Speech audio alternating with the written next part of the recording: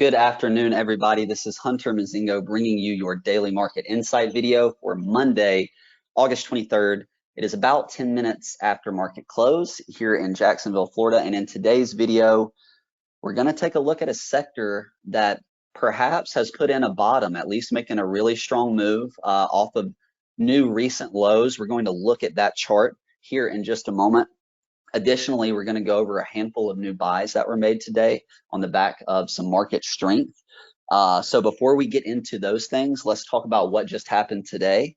And you can see there it's risk on stocks lead, broad rally. And when Don introduced the G5 index last week, that is really a good measure of risk on stocks. And as you can see, those were the leaders today. So the G5 index, which is your ARKK, your QQJ, FFTY, IWO, and PDP. You can check those out if you see fit. Up 2.22% today. The S&P up a little under 1%.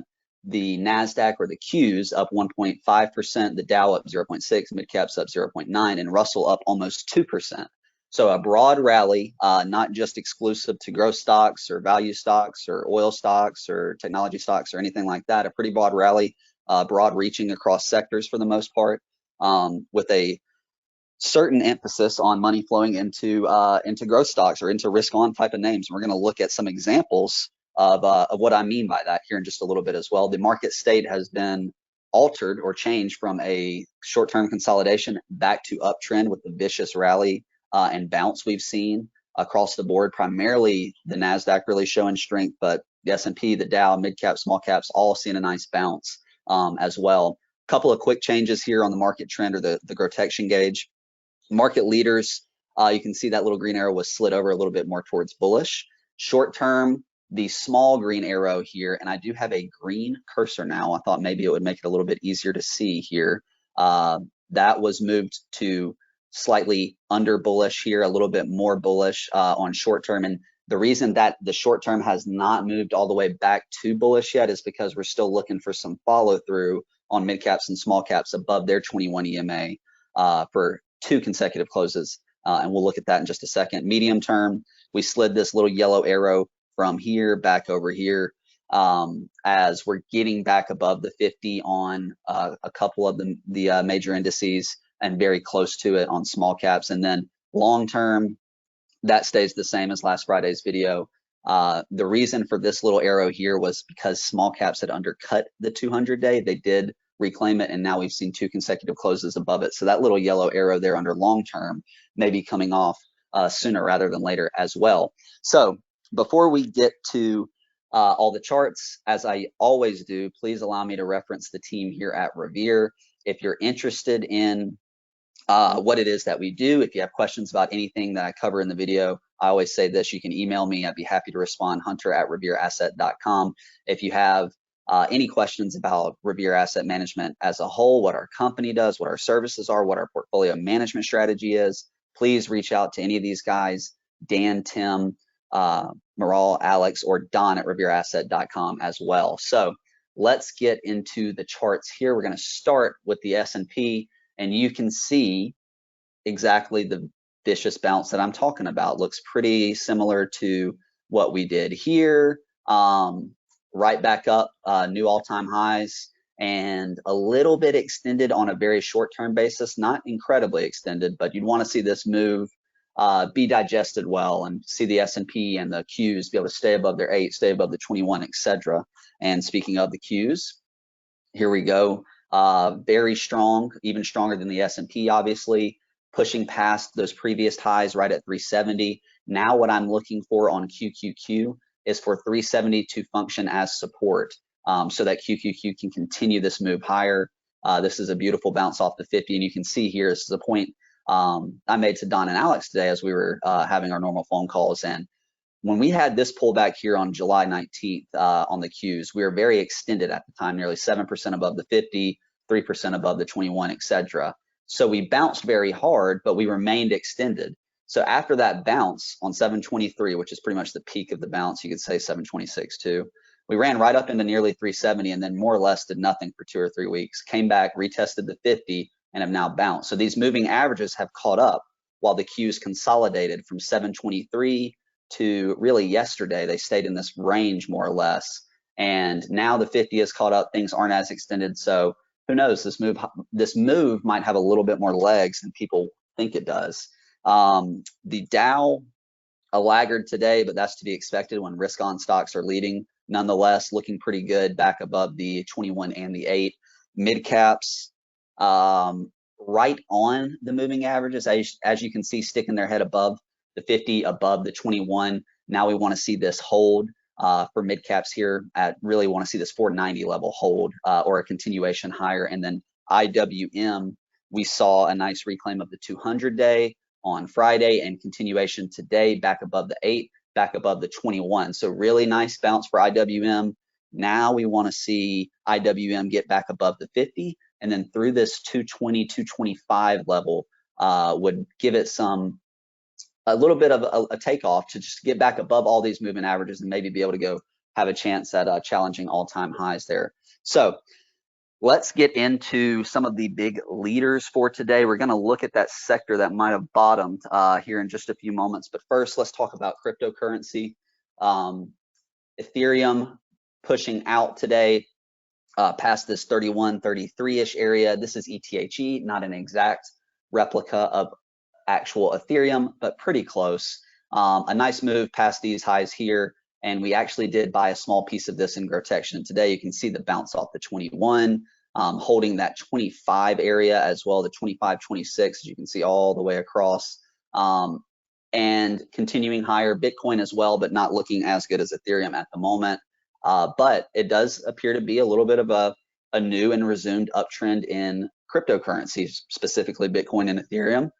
You cannot deny the strength of some of these days here, bouncing off the 21, holding the 8, getting back through the 200, etc., and now back through the 40 level and closing at the bottom of the range on GBTC. But we would like to see this hold and continue higher as well. So a new buy for Grotection on ETHE. We also bought some TTD trade desks today as it bounced off this 50 and 200 area, and by that I mean the 50-day and the 200-day moving average converging. And we got some nice follow through on this one today, up well, it was on slight volume, but TTD looking relatively well. That was a nice low risk entry. Now you want to see it get through this 80 area, perhaps with some volume. That's something that could warrant an add to a position. Nvidia, one we have added to a little bit last week, really, really strong today, certainly acting like a market leader. I mean, look at those last 3 days following earnings. Incredible action from Nvidia today. So a few more leaders before we get to that sector that might have bottomed here. Net continuing to act like a leader should, back above the 8, not too far from all-time highs here on Net. Apple, Microsoft, Google, Tesla, those names having good days today as well. Apple not too far from breaking out over that 150, 151 area. Tesla back above 700 today. Google having a really nice day after coming back and testing the 21. So some strong action in the big tech names, certainly. Also, I mentioned it was a broad rally. XLF had a good day. I mean, it's not just exclusive to certain stocks. That's something that's very important that you want to take note of today, is the dollar was down, and for the most part, most equities were green. Also, you got XME having a nice day today, up 3.5%. You've got XBI, biotech, having a nice day today. And this is something you want to pay attention to. This is kind of a changing character to some degree for biotech. I don't know every single of the holdings in this ETF, but you want to watch this 130 level closely, which corresponds to where the 50-day is. XBI has not been above the 50-day since the beginning of July. So this would be a big changing character. And also the big push through the 21, close at the top of the range. That's something that has not happened in a long time on XBI. I mean, you look back through here, do you see any candles above the 21 closing at the top of the range, pushing through it? I don't. So something I noticed on XBI, I saw the volume today as well being above average. That indicates there is appetite for risk on, and you can see since February, there really has not been any appetite for risk on. XBI is a really good gauge for that. ARKK is going to look pretty similar to XBI, as you can see. Lastly, as far as individual stocks go, to the upside, Upstart, which is held in Grotection, looking really good. Some nice inside days here.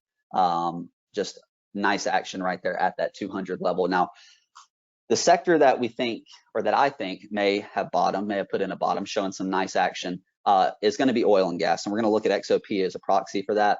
And I talked about this last week. I said, this is very similar to what happened with XME. They came back and took out these lows, had a big above average volume washout, and then a bottom was put in and they started resuming higher. So it looks like that is pretty much what happened here on XOP. 72 is the level to watch. It cut through that and went about another 5 points, 6 points lower, really. I think 71 was the low, 71.50. Friday had some constructive action, closed at the top of the range. Today, a big gap up back into the 200. So now what you're looking for on XOP is back above the 200 for one, back above the 21 would be step number 2. And then beyond that, I'm looking, can it get through all this right here? This 80 level, 85 would really probably be a good level to set an alert in the event that XOP gets going. But across the board, you see similar action in all the oil ETFs, right? So XLE actually looks a little bit better. It's less volatile, but back above the 200 on XLE. OIH, which is the oil and gas services ETF, doesn't look as good as XLE, but same kind of story, big gap up today on oil and gas. So a sector that might have bottomed, I'd set an alert at those areas. That means the 21, the 200.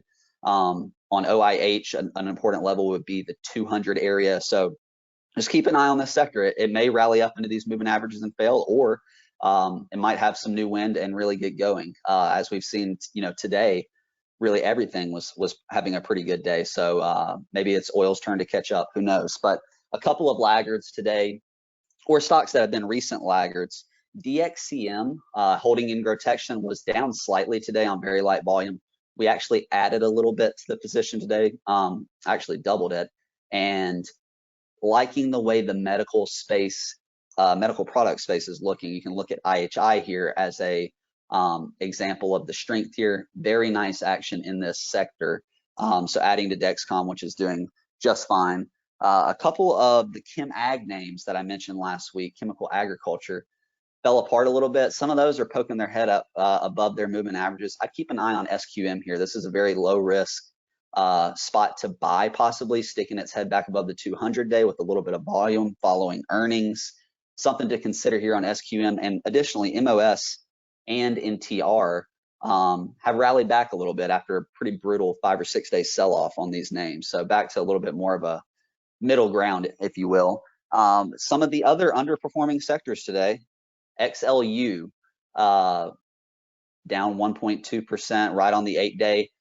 This has been on a strong move, but certainly today, what was very apparent was money was flowing out of the defensive risk off plays and into the risk on plays. So for example, XLU was down, XLRE was down, XLP, consumer staples, slightly down. So these defensive sectors were down. Your more aggressive sectors like your ARKK or even your XLK, right? Those were where the strength was today. Also, ITB was weak today. That was the other laggard sector, ITB weak. It is above the 21 day though, so keep an eye on it. People seem to have forgotten about it. Nobody wants to own the home builders. Nobody talks about it. It's a sector to watch. And lastly, just to further illustrate the point, Costco down today. Although it's been on a great rally, doesn't mean anything's wrong with it whatsoever. But on a day like today, Costco down, ARKK green, indicative of money flowing into those risk on names. So time will tell if that trend persists. But nonetheless, it is very interesting, especially considering the week we just came off of, where there was a lot of shakeouts, a lot of leading growth stocks slicing through moving averages and things of that nature. So that is going to be the entire video for today, everybody. Thank you for listening. Like I said, if you have any questions about any of the stocks, sectors, ETFs, whatever I cover, please send me an email. I'd be happy to answer your questions. So have a great day. Enjoy your week, and I will see you guys on Thursday's video. Thanks.